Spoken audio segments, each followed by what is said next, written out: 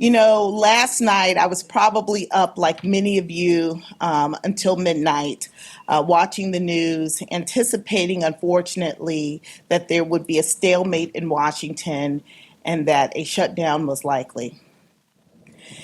And while I used to just be disappointed when I heard of that type of news, and I used to be a federal government employee years and years and years ago, last night was different for me because as the leader of this county, I knew that I had to ensure that there were resources available for people and families who were impacted by the shutdown.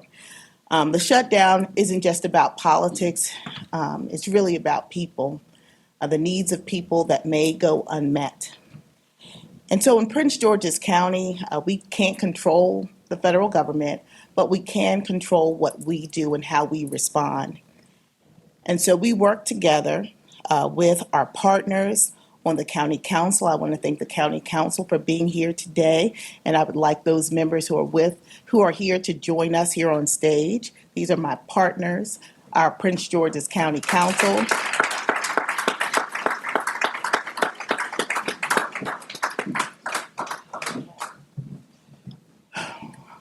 We got together with our business community, who you'll hear from in just a moment, as well as several nonprofit and faith-based leaders in our community who you will also hear from to really talk about how we can come together and provide a safety net for those who were impacted.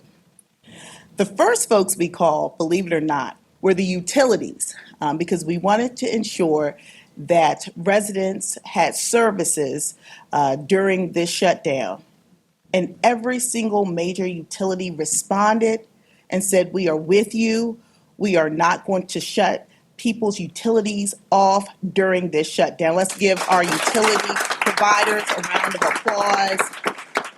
Do we have one of our utility providers with us today? Pepco's with us today. Yay!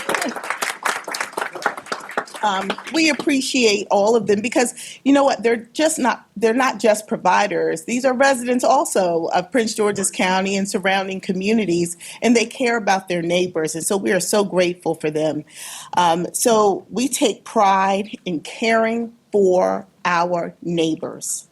And that's what today is about, showing how Prince George's County steps up, unifies, and then responds with the resources needed to protect our residents. I would like our County Council Chair, Ed Burrows, to provide remarks on behalf of the council and introduce the council members. Thank you, Madam County Executive, and good morning, Prince George's County. My name is Edward Burrows. I'm the chair of the Prince George's County Council. We've been joined by, seems like the entire County Council, our Vice Chair, Councilmember Crystal Riada, Councilmember Juanica Fisher, Councilmember Ivy, Councilmember Watson, Councilmember Harrison, Councilmember Blagay, Councilmember Denoga, Councilmember Adam Stafford, and Councilmember Calvin Hawkins.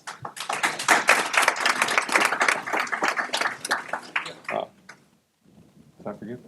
Okay.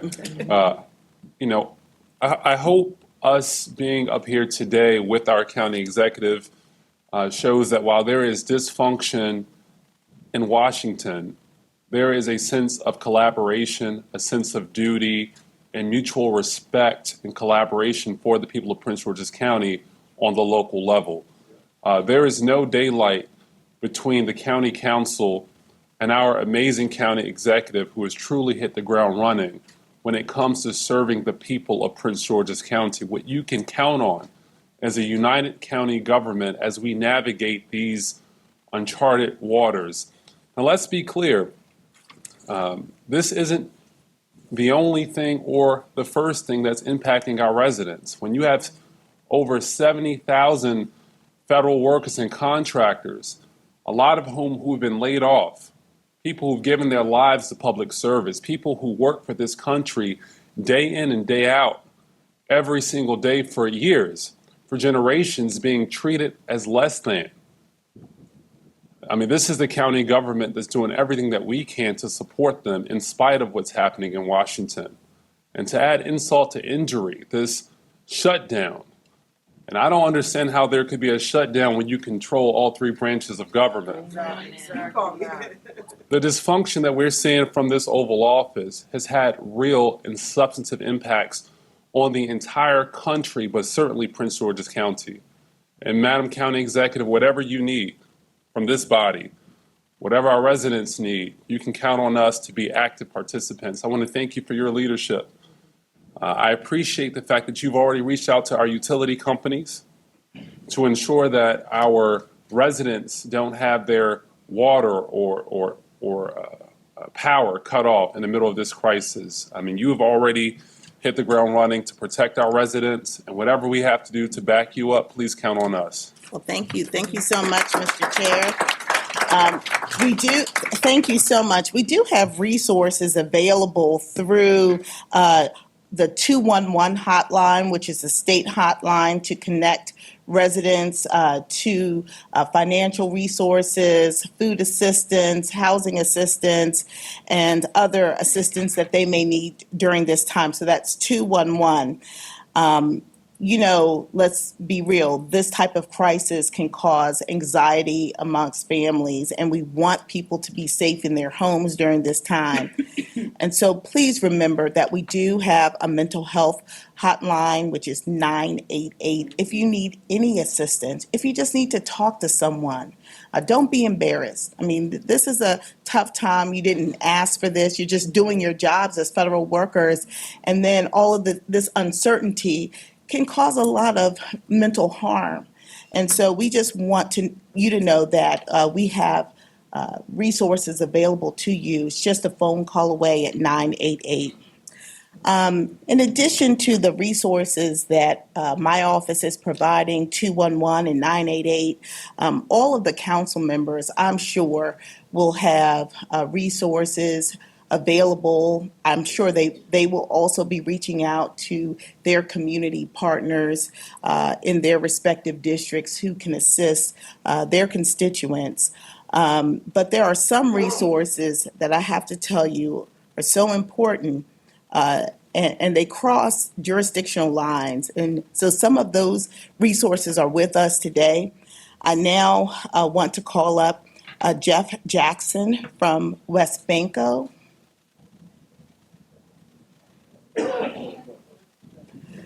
Thank you.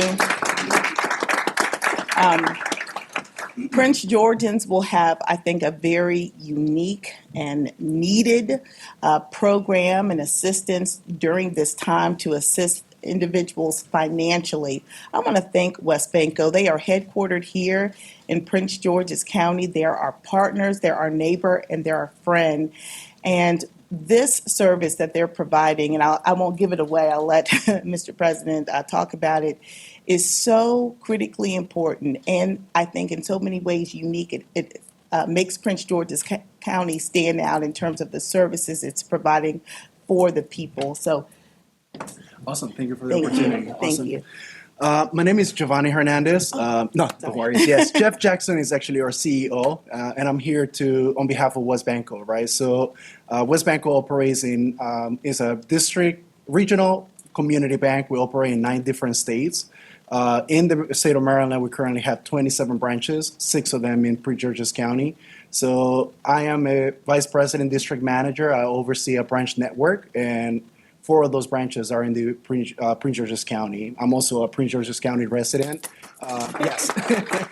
I reside in this, the city of Bowie. What I'm here today to share with you is, as a regional community bank with over 155 years under our belt, we stand ready to support the community and all of our customers. And we have activated what we call the Federal Relief Loan.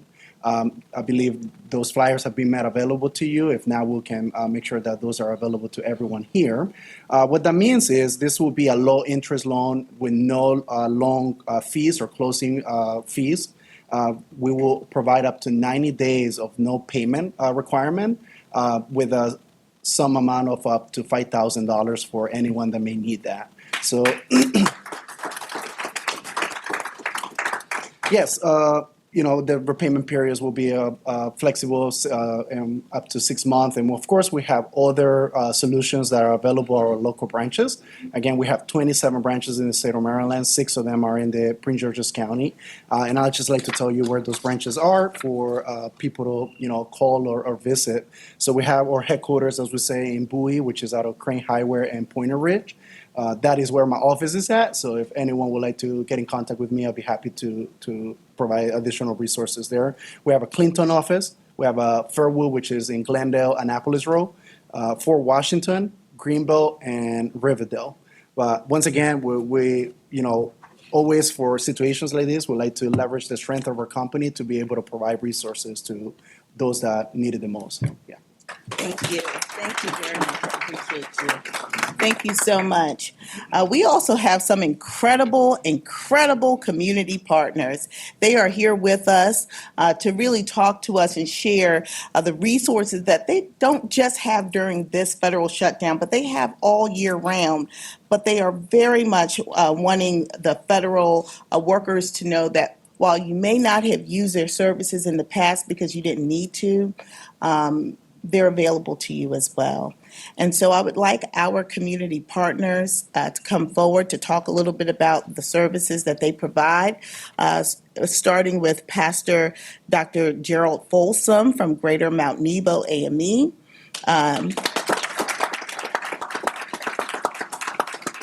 Adenia Bradley from Mission of Love. Executive Director Jirel Jordan from Jacob's Ladder.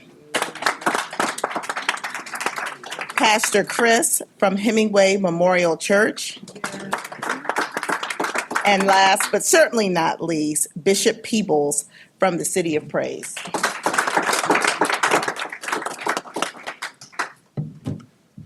I'm Pastor Gerald Folsom from Greater Mount Nebo AME Church in Bowie, Maryland. I want to thank this great administration, our county executive, Aisha Braveboy, for the partnership that we have already cultivated. The AME Second Episcopal District has the CDC, and we are currently feeding residents, and we are currently providing rental assistance, especially in council districts 6 and 8. And I want to thank the council members. Thank you so much. That's it. And so what we want to do is we are happy and we're ready to expand. So during this critical time, which before I started pastoring full-time, I'm a retired federal government employee that has been through several shutdowns. So we're sensitive to that. And what I want you to know, we're ready to expand. We're ready to go through the entire county to elevate any resources, people issues, and any concerns that you may have. And I want to thank you once again to this awesome administration, this awesome county executive. Thank you. God bless. Thank you.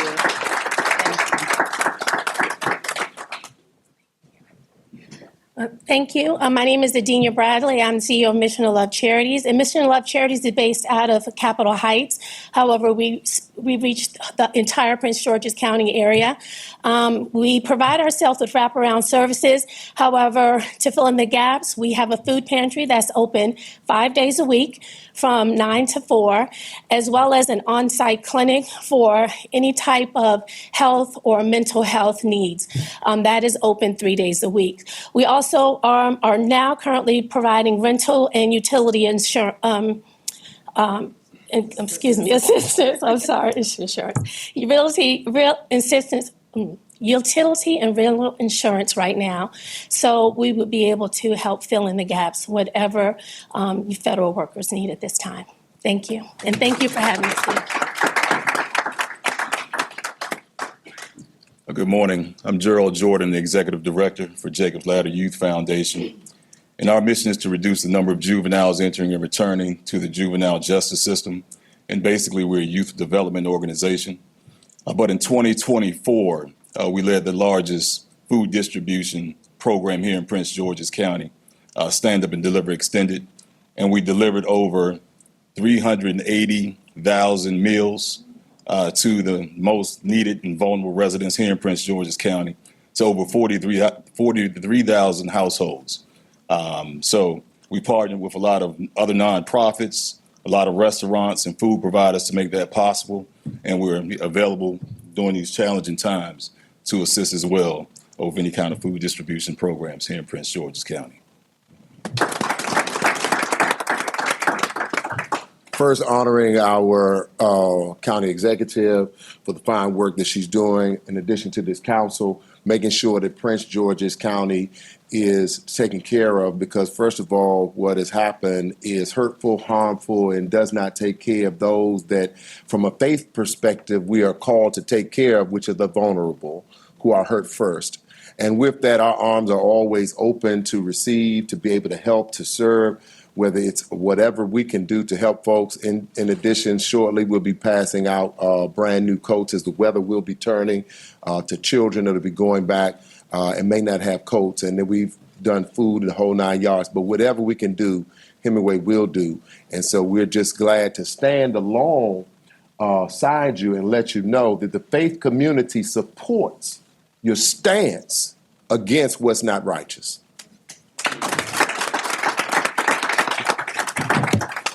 Thank you so much. Please give a hand clap to our county exec and to our wonderful county council. I recognize, if you're watching right now, that this is a troubling time. So many of us are struggling, but I want to let you know the faith community is here for you. On October the 6th, the City of Praise will be offering job placement. We'll also be offering the opportunity that if you're struggling with your mortgage, if you're going through a difficult season, we're going to have you the opportunity to sit with mortgagers to refinance your mortgage. We're also going to have, yes, a clap, please. We're also going to be offering classes on AI, Bitcoin, financial literacy, entrepreneurship, because what we recognize is fixing the moment does not fix the life. That we have to recognize, in order to deal with the challenges today, we've got to prepare a community to do better tomorrow. So I encourage your support. I thank you so very much. And this is not just for those that are displaced today. Maybe you are a federal government worker and you want a better job. You want a job that's going to be there after the government shuts down. We're going to give you an opportunity to expand your life. But most of all, we're going to give you an opportunity to build it so that if the government shuts down, if the community shuts down, your house doesn't shut down. We're going to provide funds for all of you, food for all of you, and we appreciate you. God bless you, County Exec. Thank you. Thank you so much. I appreciate you. Thank you so much. All of these resources and more can be found on our webpage, which we developed specifically for the shutdown. We wanted to be prepared.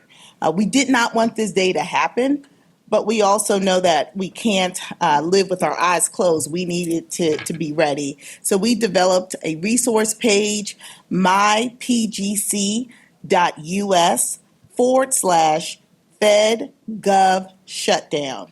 And so government and nonprofit resources will be available on that webpage. I want to thank my team, honestly. They really helped pull this together. I tasked my Chief of Staff, Latara Harris, with pulling everyone together, and she did a phenomenal job. She's a tremendous leader. Along with our Deputy Chiefs of Staff, Devin Martin and Shaka Reed, Communications Director, Sharon Taylor and her team, our DCAO for Health and Human Services, thank you so much, Brian Wilbon, as well as Erica Turner, who works closely with him. The comms teams, if you can stand up, we appreciate you all getting the message out on social media, on the website, through email, and more. More to come, actually. And also, I want to say thank you to the leadership, my leadership team, who's here also with us today. So we're happy to answer any questions that you may have, but just know, Prince George's County, that we are diligent. We're dedicated, we're praying for you, and we are united in serving you. Thank you.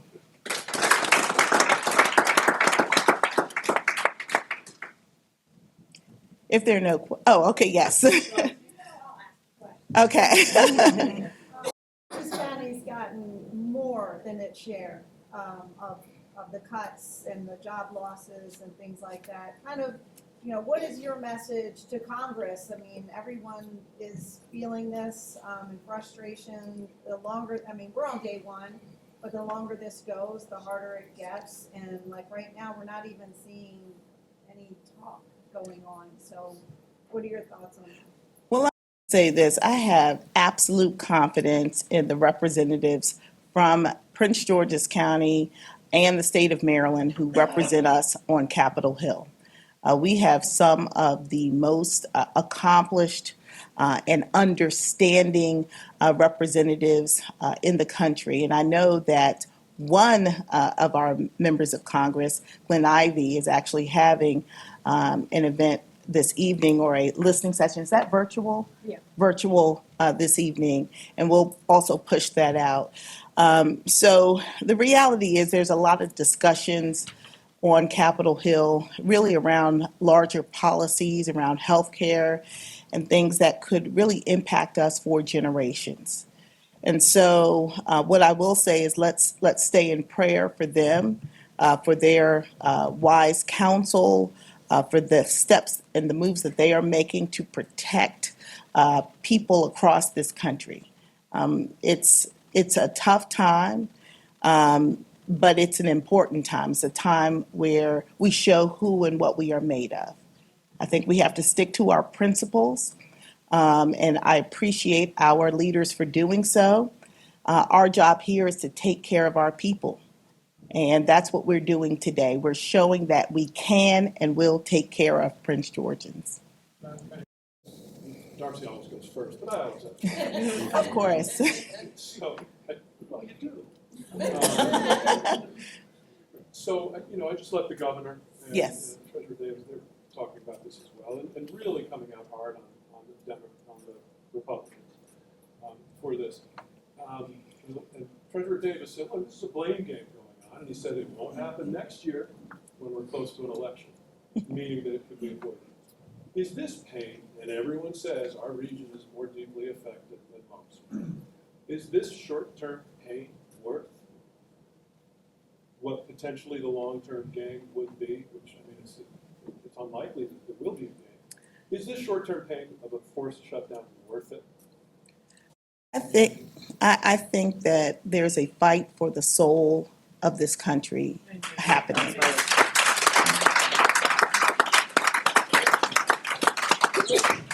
And so we have to understand that.